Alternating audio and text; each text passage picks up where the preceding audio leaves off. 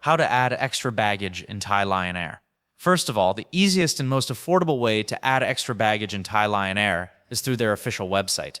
Go to the Thai Lion Air site and open the Manage Booking or Add-on section. After that, enter your booking reference number, your first name, and your last name.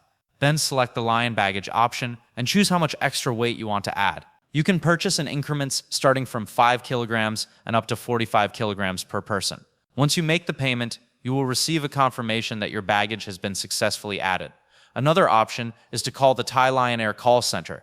You can contact them between 8:30 a.m. and 5:30 p.m. Monday to Friday. You can also buy extra baggage directly at the airport, but remember this option costs more than pre-purchasing online. Visit the Thai Lion Air check-in counter and the staff will weigh your luggage and let you know the price based on the airport rate. Keep in mind that you must buy prepaid baggage at least 3 hours before your flight. So this is how to add extra baggage in Thai Lion Air. Like and subscribe if this helped.